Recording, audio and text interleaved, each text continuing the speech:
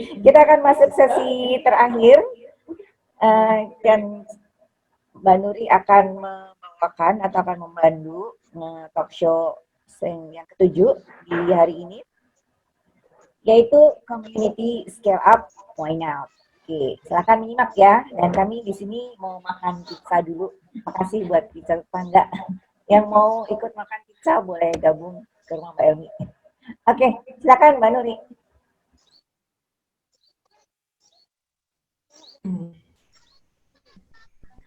Belum di video.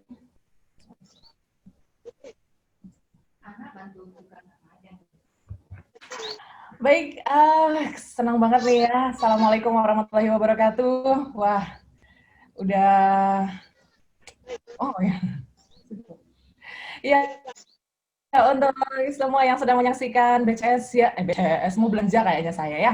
Oke, sebelumnya Assalamualaikum warahmatullahi wabarakatuh. Suhu wangi si bunga rampai berjajar indah dalam taman. Sesi ke-7 talk show BCN dimulai dan selamat menyaksikan. Harus kasih pantun dulu ya biar semangat di sesi terakhir sesi talk show kita yang ke-7 kali ini. Wow, bersama saya Nuri Fatwani sebagai moderator yang bertugas hari ini. Semoga lancar ke depannya ya, dan untuk para panelis kita yang sudah pada hadir hari ini, saya sampaikan, halo Pak semuanya. Halo, saya ingin menyapa para panelis saya sore ini. Gimana? Untuk Pak, saya ingin sapa dulu nih, ada Bapak Adolf Hutajulu. Halo Bapak Adolf. Halo hadir. Halo, oke. Saya ingin absen dulu kepada Mas Yoyo nih, mana Mas Yoyo? Halo Kakak. Halo Kakak lagi ya. Dan untuk Pak Eko Istianto, Pak Eko, saya ingin sapa dulu Pak Eko. Halo Pak Eko. Selamat sore.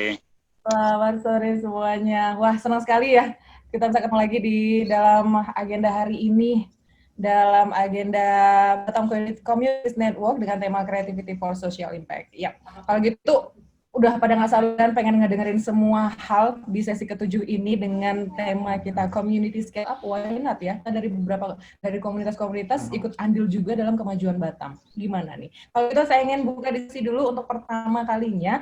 Saya ingin mengundang Bapak Adolf Hutajulu. Halo Bapak.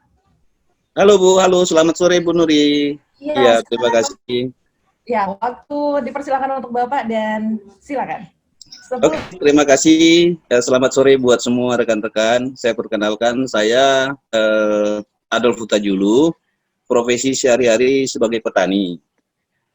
Jadi kalau kita simak dengan pandemik yang terjadi di Batam pada saat ini, ya saya lihat tren untuk teman-teman beralih profesi menjadi petani di Batam itu semakin meningkat. Nah, ini kan suatu cara yang terbaik mungkin untuk pilihan ya, di samping karena sekarang juga dengan pandemi ini ruang gerak juga terbatas.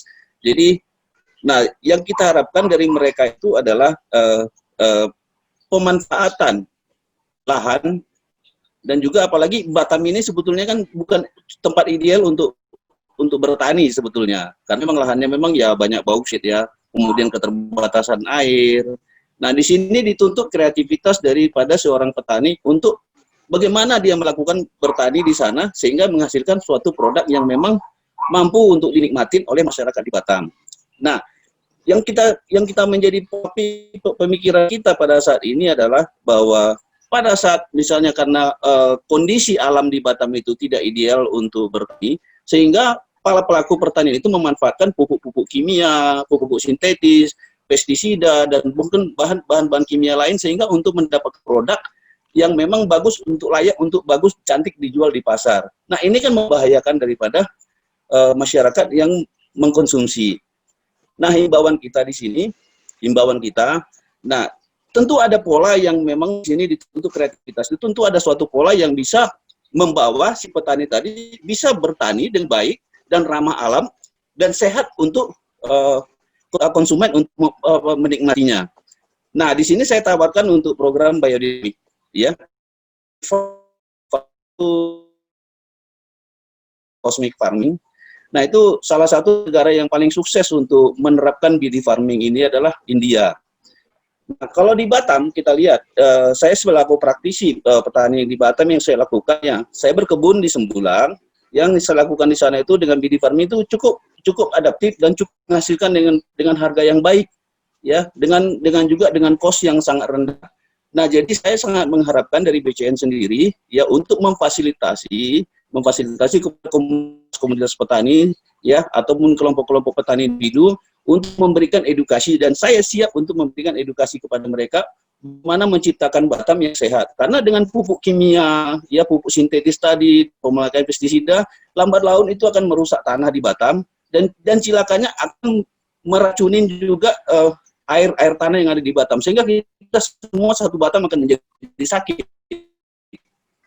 Nah, ini sangat berbahaya. Apalagi kita sudah bercerita ingin menjadi bandar dunia madani. Tentu kan ya dengan yang sehat, ya didukung dengan food yang memang sangat menyehatkan sehingga menarik untuk datang ke Batam untuk jauh lebih sehat. Pemikiran-pemikiran dari saya ya. Nah, kemudian juga kita lihat ya ada yang menjadi suatu dilema di kita itu karena memang belum ada habit dari kita itu untuk misalnya kayak pemilahan sampah yang kita mulai dari rumah-rumah tangga. Ya mungkin masyarakat sendiri di sini tidak tahu caranya bagaimana. Nah, kita di BCN itu untuk difasilitasin sehingga mengedukasi masyarakat. Contoh misalnya kayak sampah-sampah di dapur, ya sampah dapur, sisa-sisa masak, mungkin kita bisa menjadikan kompos atau menjadikan eco-enzim atau banyak hal yang bisa kita lakukan di sana untuk memanfaatkan limbah tersebut sehingga tidak meracuni lingkungan yang ada di sekitar kita. Itu harapan kita. Nah, kemudian juga ya mungkin dengan adanya pandemi ini ya mungkin kita juga sesuai anjuran pemerintah juga untuk ketahanan pangan, ya kita himbau mungkin masyarakat ya ayolah mulai bertanam-tanam. Mungkin kendala di kita tuh tidak punya pekarangan. Nah, di sini posisi kita itu ya bersinergi dengan pemerintah untuk mulai bertanam-tanam, mungkin memanfaatkan pekarangan rumah, memanfaatkan dinding rumah mungkin untuk bertanam juga. Nah, ini kita siap melakukan pelatihan-pelatihan kepada mereka. Intinya adalah bahwa memang profesi petani sekarang ini di Batam itu kita tidak bisa menutup mata di sana bahwa itu adalah profesi terbaik. Jadi dia mulai berjalan kita sampai ke Barelang itu ya, kita lihat banyak sekali petani-petani di sana. Nah, ini yang kita himbau di sana itu untuk di-educate ya, untuk pelan-pelan kita ajak mereka meninggalkan pola-pola tanam yang berbau, ya ibaratnya berbau kimia atau sintetis sehingga menghasilkan produk-produk yang memang menjadi racun kepada masyarakat. Nah, disinilah peran kita untuk ikut berpartisipasi, memberikan edukasi-edukasi kepada mereka sehingga jadi pola pertanian yang memang ramah lingkungan di Batam dan memang sehat untuk dikonsumsi. Biodinamik, kenapa saya tawarkan biodinamik? Karena dinamik itu di Batam itu tersedia bahan-bahannya dan juga manfaatnya sangat positif. Jadi dari praktek yang kami lakukan dengan biodinamik di Batam itu cukup sukses ya. Nah, makanan yang kita produksi atau hasil pertanian yang kita produksi di biodinamik tadi itu mempunyai kelebihan dibanding organik lain. Misalnya kelebihannya apa? Kelebihannya pertama mungkin ya dengan tanaman dengan biodinamik. Nah, jadi si sayur misalnya atau produk buah kita itu mempunyai life force dan vitalitas yang sangat bagus. Nah, life force dan vitalitas yang sangat bagus tadi sangat dibutuhkan pada saat ini untuk meningkatkan imun tubuh kita. Nah, apalagi di mana-mana sekarang orang untuk sehat, ya, untuk sehat. Nah, kemudian kita juga, ya, jangan sampai ketinggalan lah, ya. Apalagi di Batam ini kita kan memang bukan tempat ideal untuk bertani, tetapi kita tidak ada pilihan. Nah, mungkin itu bahan pemikiran daripada saya. Jadi terima kasih kepada BCN karena sudah memberikan kesempatan sebagai seorang petani berpartisipasi di dalam forum ini. Nah, harapan kami dari petani-petani juga, ya tolong difasilitasin untuk diadakan pelatihan-pelatihan, mungkin ya, pelatihan-pelatihan kelompok, pribadi, atau apapun yang memang bisa untuk menularkan bagaimana pola bertani yang sehat untuk masyarakat di Batam. Itu aja, terima kasih, selamat sore. Baik Pak Adolf, terima kasih banyak penjelasannya Pak. Jadi ada beberapa poin yang saya tangkap, tapi nanti kita akan rangkum kembali. Dan saya ingin sapa dulu nih, ada Pak Fahrizal Piliang, sudah hadir ya Pak? Halo Pak. Iya, kalau begitu kita lanjutkan lagi untuk diskusi berikutnya. Ini saya ingin mengundang salah satu ketua komunitas dari Tabungan Akhirat, yaitu Kak Yoyo ataupun Mas Yoyo. Kak Yoyo, dipersilahkan.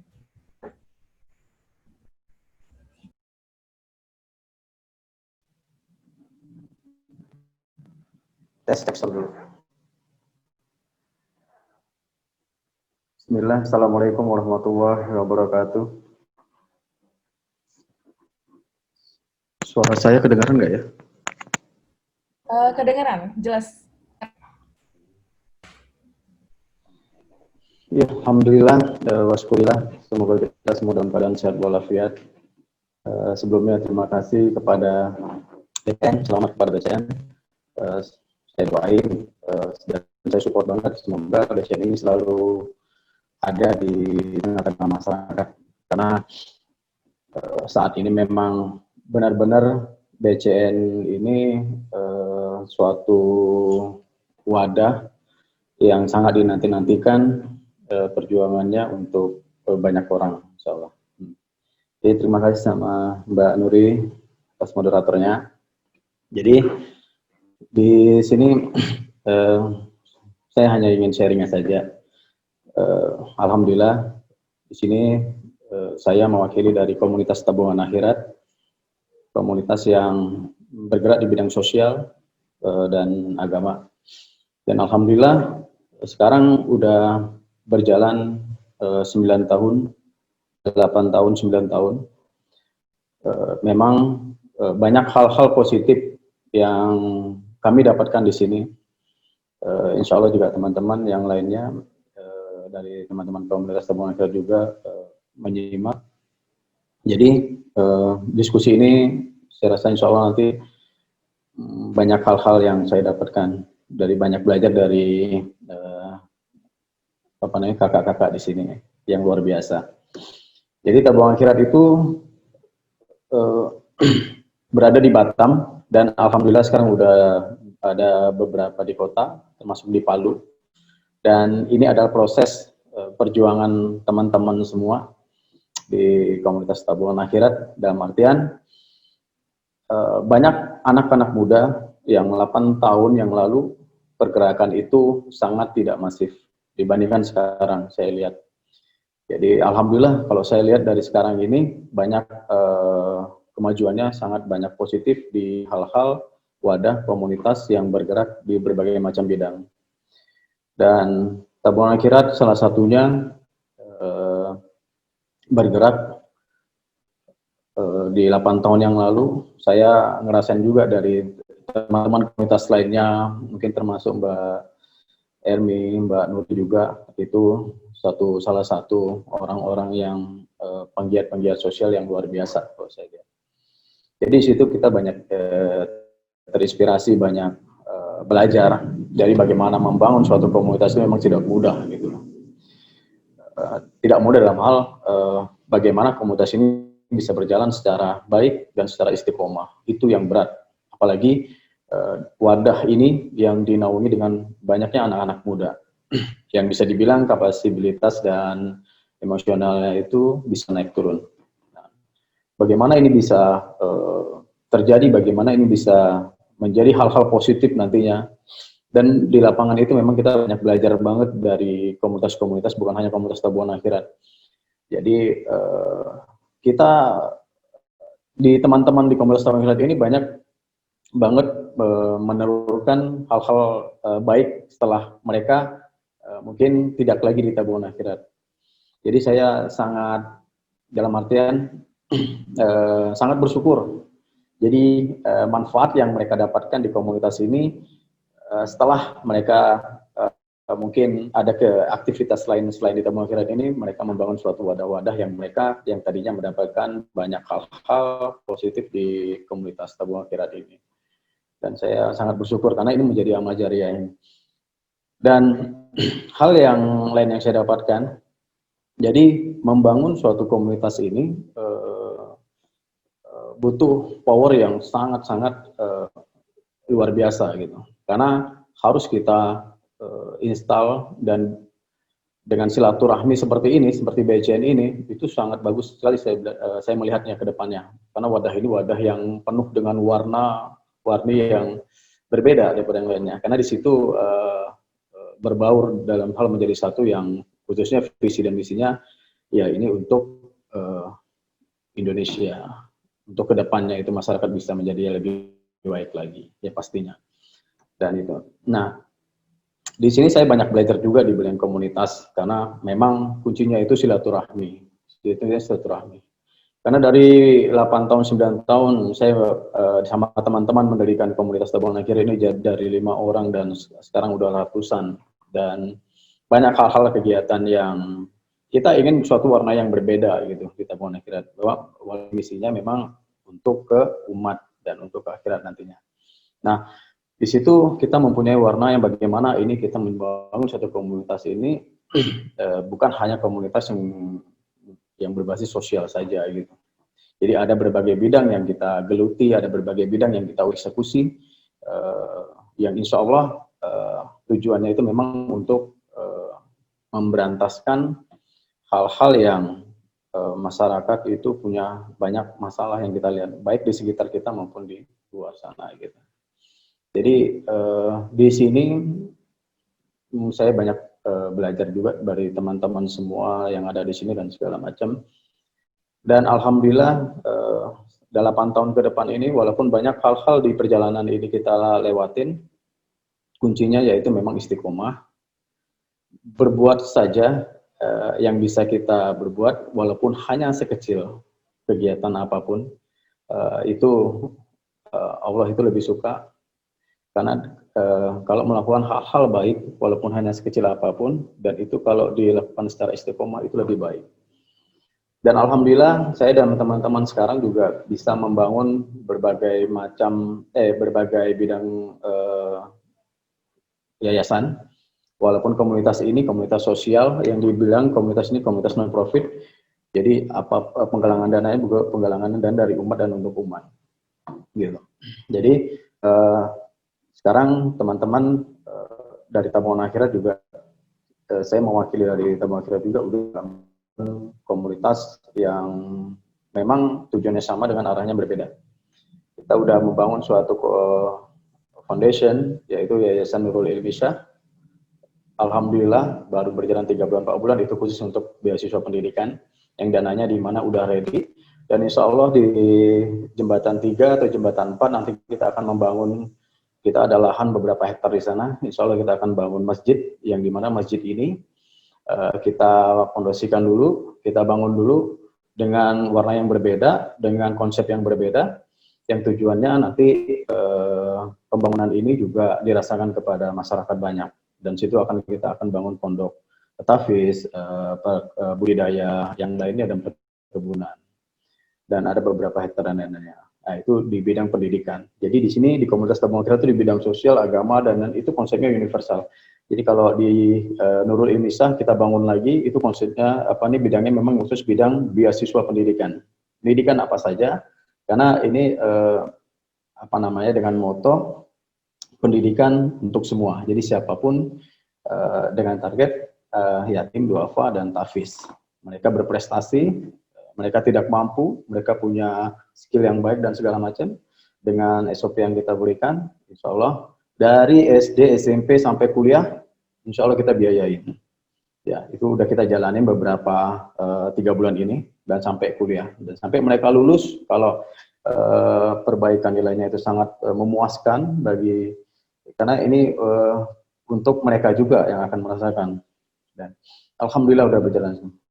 Kita bangun suatu lembaga yang namanya Lembaga Al-Quds Volunteer Indonesia, dan ini lembaga khusus kepalestinaan, dan dan wadah ini memang khusus nanti kita akan membantu saudara-saudara kita di sana.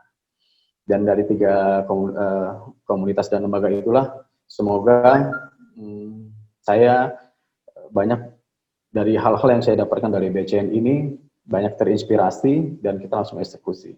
Intinya apapun yang kita lakukan saat ini, itu adalah apa yang kita tanamkan untuk masa depan kita nanti. Itu aja mungkin dari saya, tidak panjang lebar. Mungkin kalau ada salah saya mohon maaf. Mungkin sekian dari saya. Terima kasih Mbak Nuri. Assalamualaikum warahmatullahi wabarakatuh. Ya, Waalaikumsalam warahmatullahi wabarakatuh. Terima kasih Kak Yoyo yang sudah berbagi. Jadi intinya memang harus bisa berbagi. Tapi sebelum kita lanjut ke pembicara berikutnya, mari kita simak video ini. अल्लाह ही अल्लाह किया करो, दुख न किसी को दिया करो, जो दुनिया का मालिक है खामोशी का लिया करो। अल्लाह ही अल्लाह, अल्लाह ही अल्लाह, अल्लाह ही अल्लाह किया करो, दुख न किसी को दिया करो, जो दुनिया का मालिक है खामोशी का लिया करो। अल्लाह ही अल्लाह, अल्लाह ही अल्लाह, सच की राह पे चला करो, दुख न किसी को दिया करो, जो दुनिया का मालिक है खामोशी का लिया करो। अल्लाह ही अल्लाह, अल्लाह ही अल्लाह, अल्लाह ही अल्लाह किया करो, दुख न किसी को दिया करो, जो दुनिया का मालिक है खामोशी का लिया करो। अल्लाह ही अल्लाह, अल्लाह ही अल्लाह।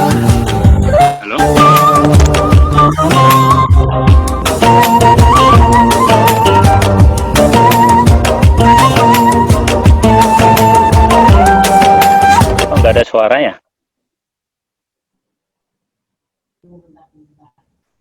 Halo, ya Mas Eko.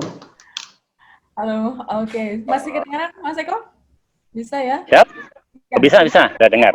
Oh, sudah dengar? Oke, Udah. alhamdulillah. Iya, Baik, tadi setelah dua pemaparan bagus suaranya. materi, bukan materi ya, kita lagi apa nih jadinya. Nah, setelah tadi dua pemaparan informasi dari Pak Adolf dan juga Mas Yoyo ya, tadi udah sharing tentang beberapa komunitas-komunitas tadi di Batam khususnya, kemudian komunitas berbagi seperti komunitas tabungan akhirat, dan kali ini kita akan lanjut lagi ke Mas Eko Istianto. Oh. Ya, siap. Oke, silakan, waktu dipersilakan. Assalamualaikum warahmatullahi wabarakatuh. Selamat sore. Waalaikumsalam warahmatullahi wabarakatuh. Selamat sore, salam sejahtera, salam kebajikan buat kita semua. Mohon maaf sebelumnya, saya lagi di outdoor nih sama keluarga. Karena hari Minggu anak-anak pada protes, saya bawa ke Taman Rusa Sekupang. Kebetulan di grup ini pohon, biar sejuk, adem, warnanya hijau. Nah, terima kasih, saya sebagai salah satu narasumber dari lokal community. Saat ini saya mewakili dari sebuah paguyuban Ikatan Keluarga Semarang dan sekitarnya yang ada di Kota Batam. Nah, untuk melihat suatu komunitas, saya memberikan pengertian dulu. Komunitas adalah suatu kelompok sosial di suatu masyarakat yang terdiri dari beberapa individu yang saling berinteraksi di lingkungan tertentu dan umumnya memiliki suatu ketertarikan atau habitat yang sama. Nah, ini untuk di Batam, saya melihat rata-rata setiap orang bisa punya 3 komunitas.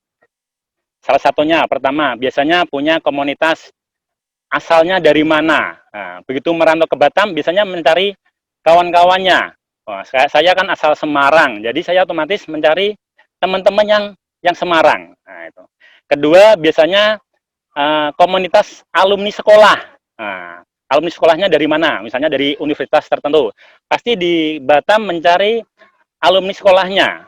Dan yang ketiga biasanya hobi. Nah, hobi, misalnya hobi masak, cari yang komunitas hobi masak, hobi sepeda, cari sepeda, hobi futsal dan futsal. Dan ini suatu keanekaragaman yang ada di Kota Batam. Mungkin tidak banyak kota mengalami seperti Kota Batam. Bahkan Batam ini bisa saya katakan salah satu kota yang bukan ibu kota provinsi yang punya komunitas yang paling banyak di Indonesia. Contoh, komunitas paguyuban orang Jawa yang under Punggowo. Itu lebih dari 100 paguyuban ada di Kota Batam, khusus orang-orang Jawa saja.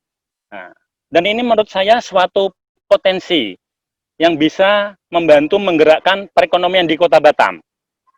Karena terutama di kondisi pandemi seperti ini, hanya lewat komunitas atau paguyuban lah yang ekonomi bisa bergerak dengan cepat. Karena di dalam suatu komunitas atau paguyuban, biasanya itu bergerak suatu bidang UMKM. Nah, UMKM, tetapi saat ini mungkin pemasarannya cuma di dalam paguyuban atau komunitas itu sendiri. Tetapi paling tidak bisa menggerakkan perekonomian lah di saat pandemi seperti ini. Nah, di sini menurut saya sangat bagus jika dilingkan dengan adanya BCN ini. Karena suatu perekonomian komunitas, kalau tidak dididik, diberikan training, pelatihan, diberikan ruang untuk kerjasama dengan pihak-pihak tertentu, maka perekonomian di suatu komunitas itu nggak akan bergerak. Karena saya melihat di komunitas saya sendiri, ada orang pandai membuat kerajinan, pandai masak yang enak. Nah, makanya dengan BCN mungkin suatu saat nanti bisa dikerjasamakan, pelatihannya seperti apa, kemasannya seperti apa, packagingnya seperti apa, mungkin dibantu untuk izin IRT-nya seperti apa. Ini yang dibutuhkan oleh suatu komunitas atau paguyuban yang berada di Kota Batam. Apalagi seperti yang disampaikan oleh Pak Jokowi, kalau September ini perekonomian Indonesia masih minus, ini bisa terjadi resesi ekonomi di Indonesia. Nah, ini sangat membahayakan. Mungkin kalau di level menengah ke atas nggak ada masalah. Cuma di level menengah ke bawah ini sangat berdampak sekali di saat pandemi seperti ini.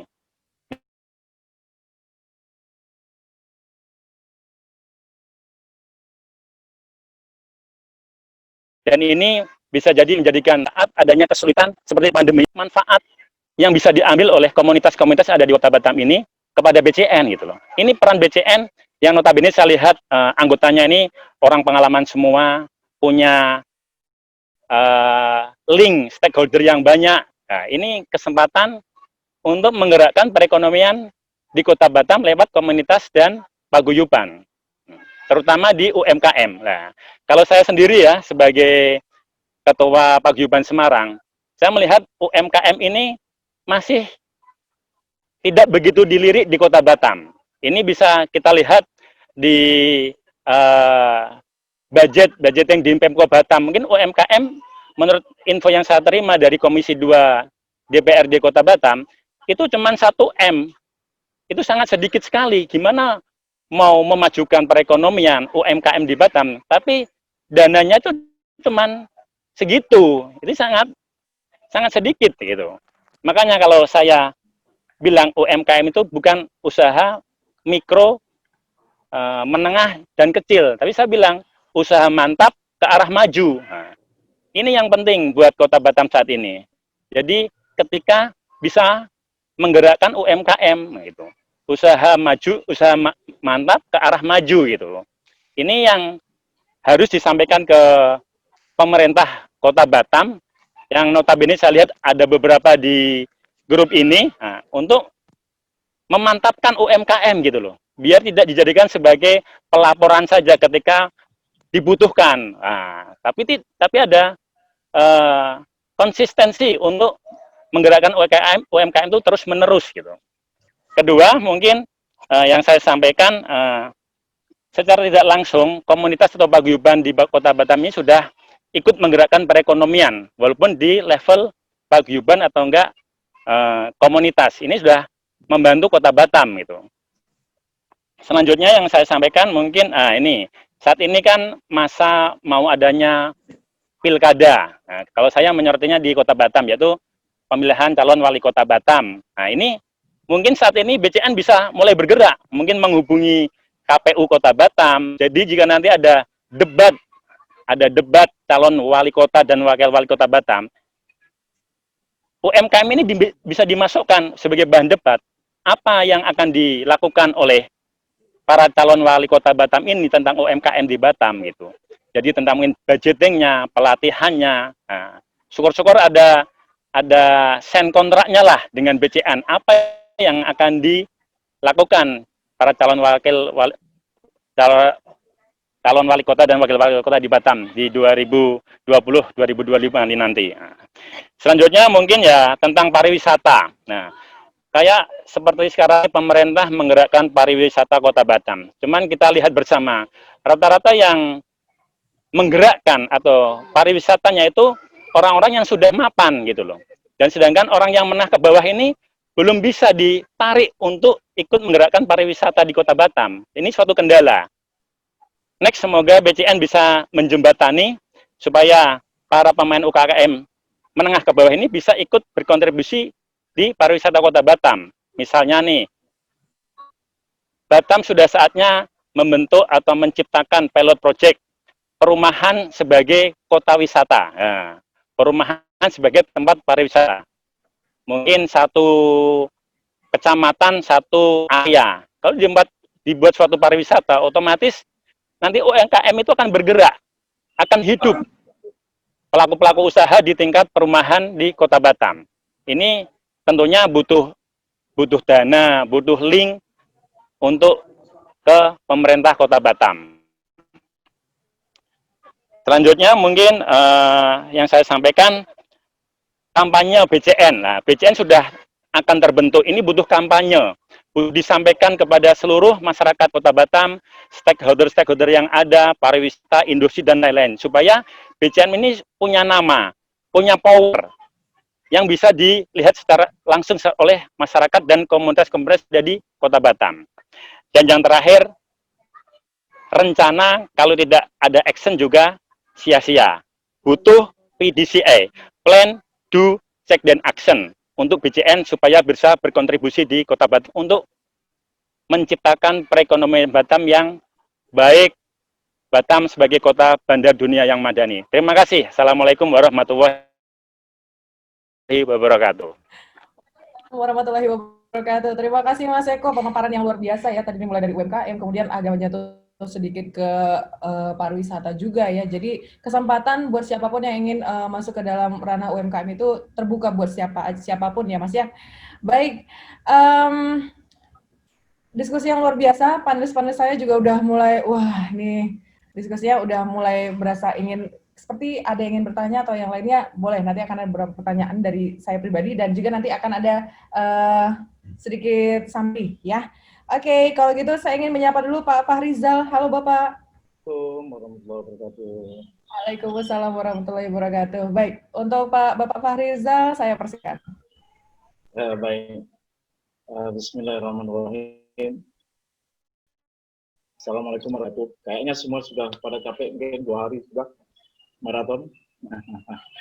Jadi saya di kloter mungkin kloter terakhir. Tapi apapun ceritanya, dengan semangat BCN, tentunya kami berterima kasih.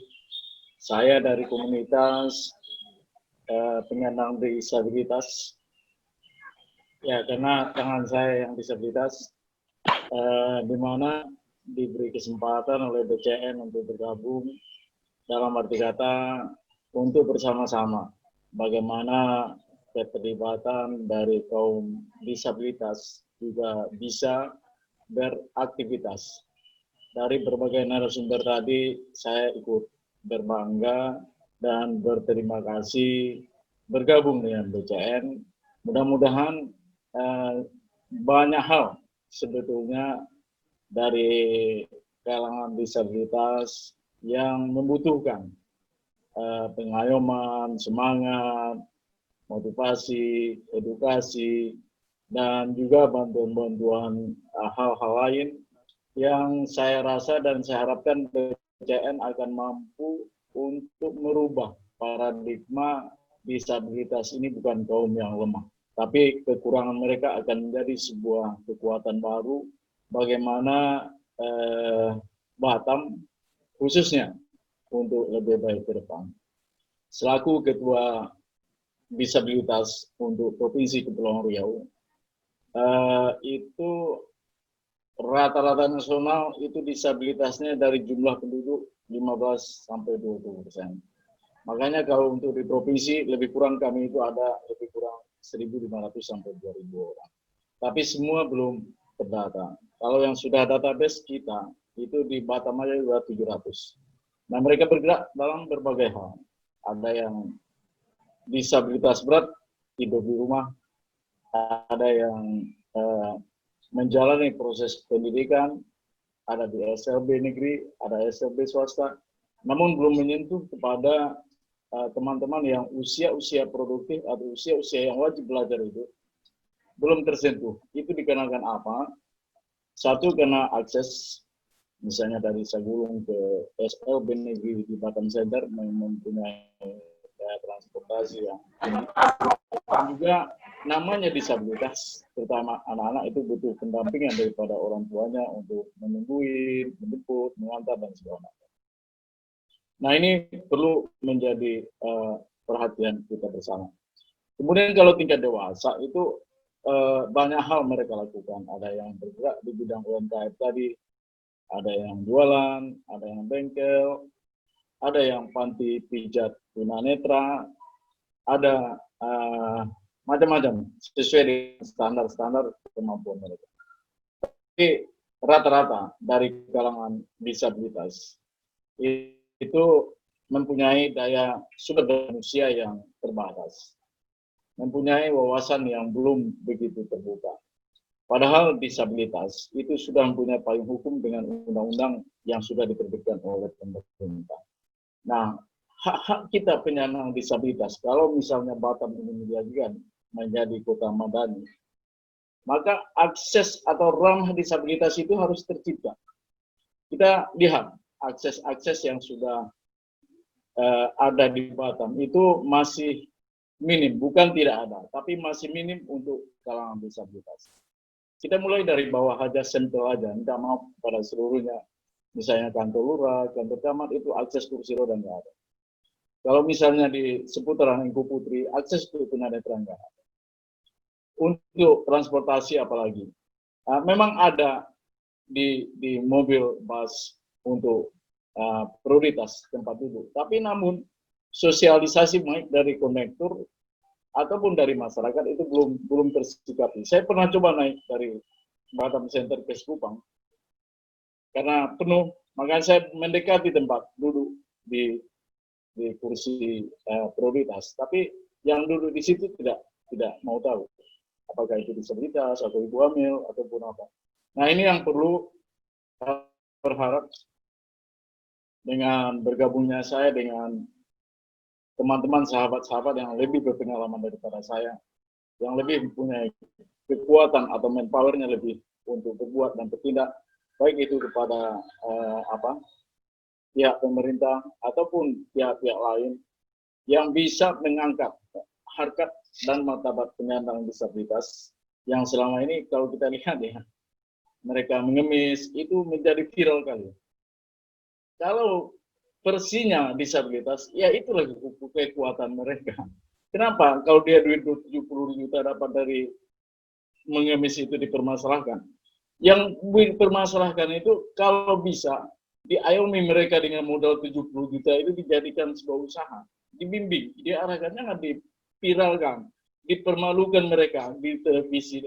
Saya jujur ya, sebagai penyandang disabilitas, prihatin dan sangat menyesali hal-hal itu.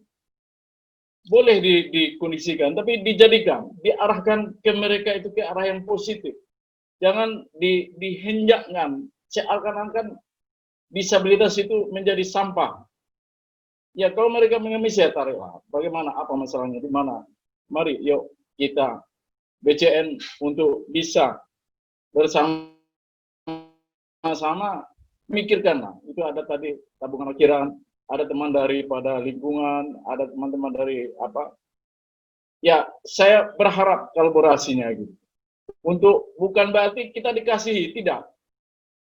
Kita akan sajikan apa masalahnya dan bagaimana mencari jalan keluarnya untuk teman-teman itu. Karena memang sangat miris, karena ini memang sensitif ya. Namanya disabilitas, itu dari awal mental mereka sudah kena, Bapak dan Ibu semuanya, teman-teman, sahabat-sahabatku semuanya. Jangankan untuk apa, untuk bersosialisasi aja, baik itu mereka pribadi maupun keluarga. Saya juga pendamping untuk Kementerian Sosial. Mendata mereka aja susah. Ada yang nggak mau mengaku malahan sebagai penyandang disabilitas karena malu, karena pembicaraan apa segala macam. Sebagian sudah saya sajikan di YouTube saya dengan channel Fahrizal Menyapa.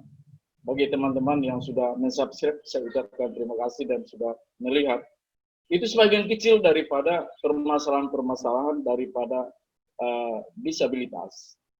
Jadi oleh karena itu kepada BCN, saya berharap mudah-mudahan teman-teman yang sudah mulai berusaha itu bisa berkembang, yang membutuhkan alat bantu kayak kursi roda, alat dengar, kaki palsu, tangan palsu, atau hal-hal lain yang mereka butuhkan. Dan kalau ada sebagian mereka sekarang yang masih mengemis, ayo monggo kita bangkitkan semangatnya sesuai dengan harapan mereka. Jadi oleh karena itu, sekali lagi Bu Emi khususnya yang sudah membawa saya bergabung di BCN, dan teman-teman semua terimalah kami. Saya hadir bukan untuk pribadi ya, tapi untuk mewakili atau ingin teman-teman sahabat-sahabat saya di usia saya yang sudah senja, sahabat-sahabat penyandang disabilitas khususnya di Kota Batam itu bisa mendapat semacam perhatian. Karena mencuri pun perhatian selama ini kami belum mampu untuk bisa maksimalnya undang-undang itu berjalan. Karena apa? Karena keterbatasan kita juga. Karena kami dituntut menagih hak. Seharusnya ini adalah hak kami itu harus diberikan. Tidak kami tuntut, tidak kami tagih. Tapi sekarang ditagih pun itu belum sempurna dilakukan. Gitu. Jadi oleh karena itu sahabat-sahabatku semua berharap bukan untuk apa, tapi demi untuk positifnya ke depan. Mudah-mudahan Batam menjadi juga rumah kita yang ramah disabilitas. Kalau akses disabilitas sudah ada, mulai daripada akses jalan, transportasi, fasilitas. Kalau sahabat-sahabat pernah ke Batam Center, ke panti pijat tunanetra itu, mereka melayani secara profesional. Kenapa meset-meset yang biasa-biasa aja bisa mempunyai kelas-kelas VIP, ruang-ruang VIP. Padahal kalau yang tunanetra itu bisa dijemput, bisa kita antar, bisa pelayanan apa. Dan mereka betul-betul melakukan tugas selaku pemijat untuk capek, untuk terkilir, untuk bagaimana. Sehingga ini mungkin belum semua orang tahu. Jadi mudah-mudahan BCN bisa mengkobarkan itu sehingga kami bisa juga bangkit dan berkembang, dan berharap juga harapan ini sebuah impian saya dan impian mudah-mudahan menjadikan sebuah kenyataan. Tidak ada yang bisa terlalu banyak saya sampaikan, mungkin nanti di suatu saat kita bisa bertukar pikiran dan berganti data dan informasi sehingga BCN maju dan disabilitas saya harapkan bisa terangkat.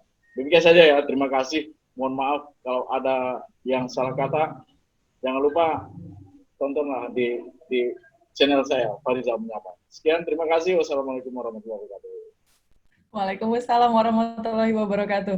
Terima kasih banyak Bapak Fahrizal tadi ya. Jadi kalau ada beberapa PR ya Pak ya. Jadi mulai dari fasilitas juga, dari akses untuk teman-teman disabilitas juga masih belum terlihat nyata sekarang ya. Mudah-mudahan kedepannya dengan CN dan juga teman-teman lainnya yang ikut hadir pada hari ini ataupun ikut menyaksikan agenda ini bisa ikut tersentuh dan juga ikut membantu. Baik, terima kasih banyak Bapak Fahrizal atas sharingnya sore hari ini. Itu saya ingin lanjut lagi kepada salah satu panelis saya yang terakhir, ada Bapak Arseto Pinontoan. Halo Bapak, Assalamualaikum. Waalaikumsalam Mbak. Oke, gimana nih? Boleh saya langsung berikan waktu. Terima kasih. Oke. Terima kasih waktunya dari BCN. Mungkin perkenalkan, nama saya Arseto. Saya adalah salah seorang co-founder dari Base Incubator. Jadi Base Incubator ini adalah sebuah inkubator untuk startup. Jadi ini kami berangkat dari beberapa teman kami yang saya sendiri dan teman-teman juga punya startup. Kemudian kami melihat bahwa sebenarnya Batam ini punya potensi besar. Dan kami juga beberapa kali bergabung dan juga melahirkan beberapa komunitas di bidang digital. Dan sampai saat ini mungkin ada 3 sampai 4 komunitas digital yang sudah diasuh. Nah, kenapa digital? Jadi beberapa waktu yang lalu, mungkin tahun yang lalu, ketemu sama Bu Elmi, diajak untuk ngobrol-ngobrol tentang BCN ini. Dulu masih embrio dulu ya, ngobrol-ngobrol, kemudian tercetuslah lah ide-ide awal dari BCN ini. Jadi kalau saya melihat dan harapan saya, satu sisi saya melihat BCN ini adalah wadah yang sangat mumpuni untuk menggabungkan beberapa komunitas, beberapa kepentingan, beberapa program besar untuk Batam. Dan saya melihat komunitas digital menjadi salah satu apa istilahnya Mbak ya, penghubung kali ya. Karena hari ini aja kita bisa bertemu, kita bisa sharing karena digital. Jadi ada baiknya memang BCN bisa mengeksplor dan menggunakan kelebihan-kelebihan dari digital ini.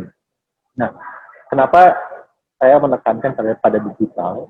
Karena mungkin banyak orang belum tahu pada 2017 itu Pak Jokowi sudah menetapkan Batam sebagai digital hub-nya Indonesia. Tapi mungkin banyak orang yang belum ngerti ini maksudnya apa ya, gitu. Nah, kami waktu itu sudah melihat ini sebagai suatu peluang. Begitu juga dengan teman-teman di Nongsa Digital Park, gitu. Karena mereka juga menjadi salah satu epicentrum lah ya, epicentrum dari digital hub-nya Batam itu. Nah, kami juga bekerja sama dengan mereka untuk menumbuhkan ekosistem. Nah, ekosistem ini yang sebenarnya susah dikembangin. Nah, makanya kayak judul hari ini kan community scale up, why not? Nah, sebenarnya yang lagi dikembangin ini adalah ekosistem digital ini.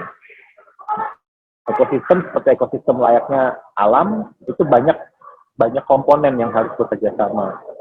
Makanya saya juga berpikir bahwa dengan kami juga supporting BCN, kami ingin juga mengembangkan ekosistem digital ini bukan cuma orang yang mengerti digital, tapi justru orang-orang yang belum mengerti dan ingin masuk ke ranah digital untuk mengembangkan apapun yang mereka sedang kerjakan saat ini.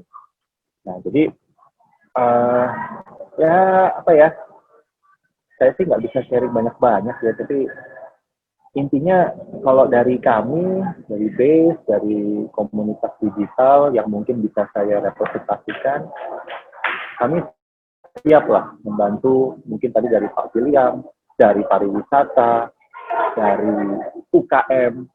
Nah, itu sebenarnya ada beberapa solusi yang bisa kita jalankan bersama ya dengan teknologi digital itu. Ya, mungkin saya bisa itu ya. Tadi saya minta maaf banget, ini kami lagi ngadain acara juga, jadi benar-benar lupa ada acara hari ini.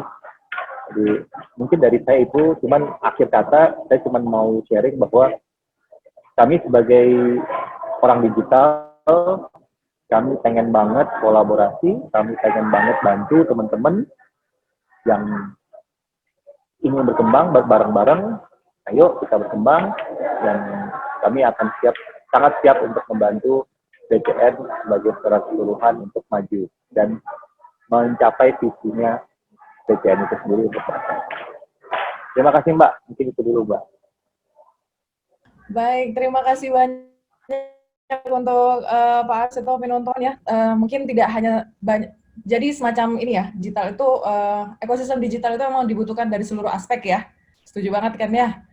Jadi tidak hanya UMKM dari sisi pariwisata, karena tidak memungkiri seluruh dunia pun membutuhkan itu, karena dari sisi belahan bumi mana bisa ketahui, wah ini ada apa nih, apalah yang ngetren gitu ya, sangat membantu.